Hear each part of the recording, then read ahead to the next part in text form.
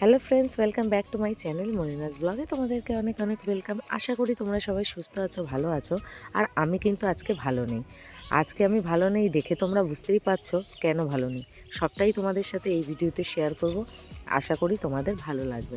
ভিডিওটা স্কিপ না করে দেখতে থাকো। তো বন্ধুরা, আজকে সকাল সকাল উঠে পড়েছি, এখন বাজে প্রায় 11টা।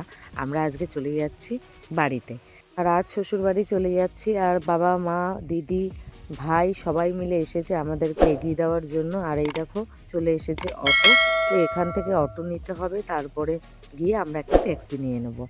তো চলো যাই, যেতে যেতে তোমাদের সাথে সবটাই শেয়ার করছি। যেহেতু বিয়ের অনুষ্ঠানটা ছিল, আমি প্রায় 20 দিন হয়ে গেছে বাপের বাড়িতে আছি। তো এখন কি আর থাকলে হবে বলো? তোমাদের দাদা ভাই, আমার শাশুড়ি মা, ননদের মেয়ে সবাই মিলে একসাথে যাচ্ছি বাড়িতে। আর এই যে অটোতে উঠে পড়েছি। আর বাবা মাকে ছেড়ে আসতে এতটাই মন খারাপ করছিল, তোমাদেরকে আর কি বলবো। কিন্তু বিয়ে হয়ে গেছে, শ্বশুর বাড়ি আছে, যেতে তো হবে, সেখানে তো আমার সংসার, তাই না বলো? তো এই কষ্টটা না আমি অনুভব করে তোমাদেরকে বোঝাতে পারবো না। আর বাবা মা ভাই দিদি সবাইকে ছেড়ে আসার যে কষ্টটা, সেটা বুকে চেপেই আমি কিন্তু যাচ্ছি শ্বশুর বাড়িতে। আবার বাপের বাড়ি কবে আসবো জানি না, তবে এক একটা দিন আমার কাছে 100 দিনের সমান হবে। আর ওদিকে আমার বাবা মা ভীষণ কান্না করছিল, বাড়িটা পুরো ফাঁকা হয়ে গেল। সব আত্মীয় স্বজন তো আগেই চলে গেছে, আর আমরাই ছিলাম, আমরাও আজকে চলে এলাম। তো গতকালকে আসার কথা ছিল, কিন্তু 2.5 দিনে যেহেতু মেয়ে জামাই দিরাগমনে আসবে, সেই কারণে আমরা গতকালকে বেরোতে পারিনি।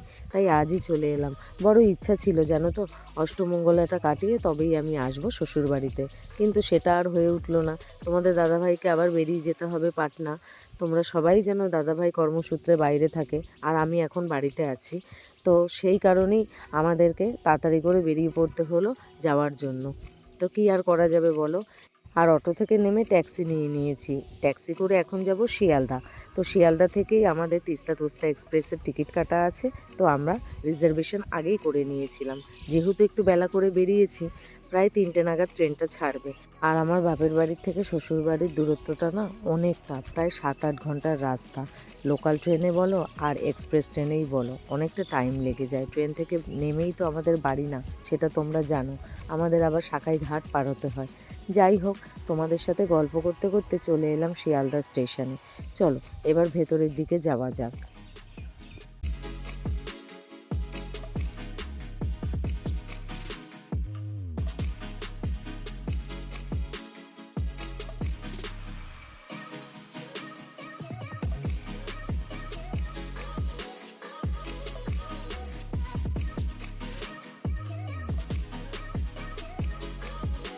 ওই যে তোমাদের দাদাভাই আগে আগে যাচ্ছে আমার ননদের মেয়েকে সঙ্গে নিয়ে, আর 13 নম্বর প্ল্যাটফর্মে দিয়েছে ট্রেনটা।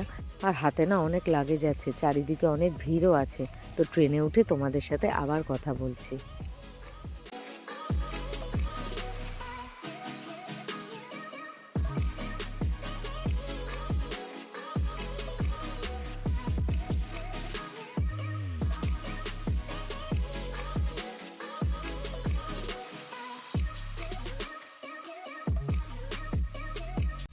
আর এই তো ট্রেনে উঠে পড়েছি। শাশুড়ি মাকে আগে উঠিয়ে দিয়েছি, তারপরে এক এক করে উঠছি। আর জানো তো, বিয়েবাড়িই বলো আর যে কোনো অনুষ্ঠানেই বলো, এক জায়গা থেকে আরেক জায়গায় যেতে গেলে না প্রচণ্ড পরিমাণে ব্যাগপত্র হয়।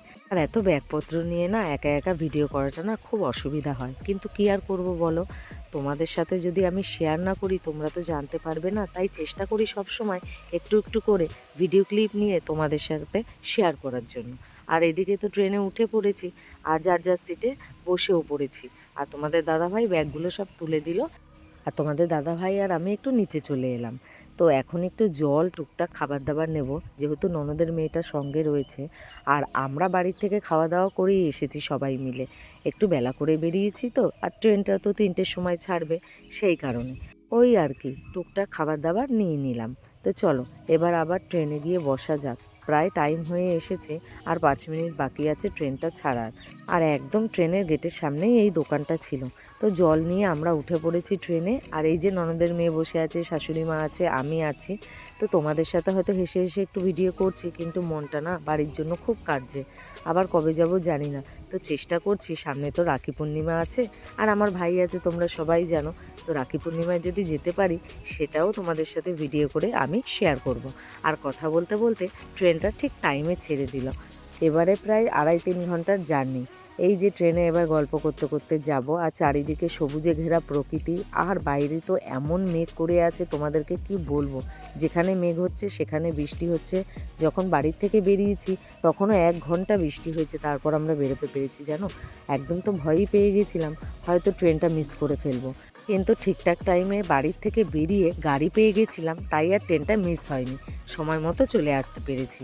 চলো এবার টুকটুক করে যাওয়া যাক। এদিকে দেখো মেঘের কথা বলতেই বৃষ্টি নেমে পড়লো, তাহলে কি আর বলবো বলো। আর এদিকে জানলার পাশে বসেছিলাম, হঠাৎ করে বৃষ্টি চলে আসাতে দেখো আমার জামাটাও ভিজে গেল। কি করা যাবে বলো। আর গল্প করতে করতে প্রায় ব্যান্ডেলের কাছাকাছি চলে এসেছি, হুগলি নদীর ওপর থেকে যাচ্ছি। ট্রেনটা এখন ব্যান্ডেলে ঢুকছে। ব্যান্ডেলে ঢুকলে আর 2 ঘন্টা টাইম লাগবে আমাদেরকে বাড়ি পৌঁছাতে।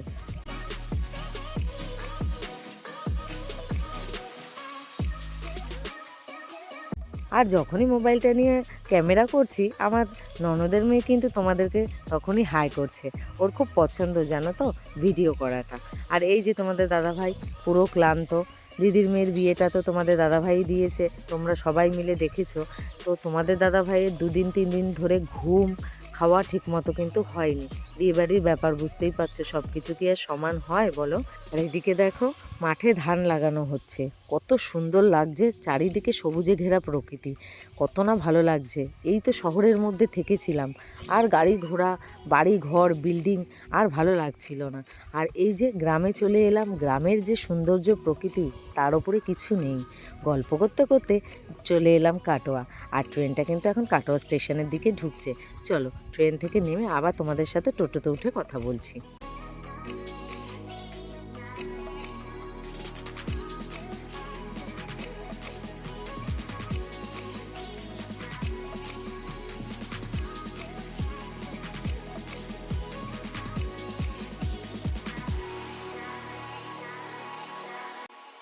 আর ট্রেন থেকে নেমে পড়েছি, সামনে একটা টোটো স্ট্যান্ড ছিল, সেখানে টোটো ছিল না। আর এদিকে আমি আর ননদের মেয়ে, আমাদের চেহারা দেখে বুঝতেই পারছো আমরা একদম ক্লান্ত, খুব কষ্ট হয়ে গেছে। এতদিন বিয়ের ধকল, এরপরে আবার এতটা জার্নি করে শ্বশুরবাড়ি আসতে হচ্ছে। সামনেও একটা টোটো স্ট্যান্ড আছে, চলো সেখানে যাই, তারপর টোটোতে উঠি। আর এই যে বলতে বলতে টোটো আসছিল, আর টোটোটা পুরো রিজার্ভ করে নিলাম একদম আমাদের শাখাইঘাট পর্যন্ত। তো চলো ব্যাগগুলো তো তুলে দিয়েছে, আর আমরাও বসি। আর ওদিকে আমার ননদের মেয়ের মনটা খুব খারাপ, ওর খুব ইচ্ছে ছিল মামার বাড়ি যাওয়ার, কিন্তু ওর পড়াশোনা অনেক দিন কামাই হয়ে যাওয়াতে ওকে আর আমরা নিয়ে আসলাম না। আর এই যে আমাদের শাখাইঘাট, চারিদিকটা দেখো, এখন কিন্তু প্রায় সন্ধে হয়ে গেছে, 6:30 বাজে। তো চারিদিকটা একদম সূর্যটা অস্ত যাবে, আর আকাশের রংটা দেখো একদম নীল রং হয়ে আছে। আর আকাশের নীল রং হওয়াতে জলেরও কিন্তু রংটা নীল হয়ে গেছে। আর একদিকে নৌকা বাইছে মাঝিরা, আর একদিকে আকাশটা এত ভালো লাগছে দেখতে, তোমাদেরকে কি বলবো। তোমাদের সাথে তো সবটাই শেয়ার করছি দেখো। আর জল কতটা বেড়ে গেছে, চারিদিকে বৃষ্টি হওয়াতে জলও প্রচণ্ড বেড়ে গেছে। তো ঘাট পার হয়ে এপারে চলে এসেছি, আর অন্ধকার হয়ে গেছে। আর অন্ধকারে তোমাদেরকে ভিডিও করলে তোমরা দেখতে পাবে না, তাই ভিডিওটা আর বড় করব না, এখানেই শেষ করছি। কেমন লাগলো বিয়ের ব্লগগুলো কমেন্টে জানিও, আর আমার চ্যানেলটি লাইক শেয়ার করে দিও, পাশে থাকা বেল আইকনটি অবশ্যই প্রেস করো। দেখা হচ্ছে আবার নতুন একটি ব্লগে। সবাই ভালো থেকো, সুস্থ থেকো, সাবধানে থেকো।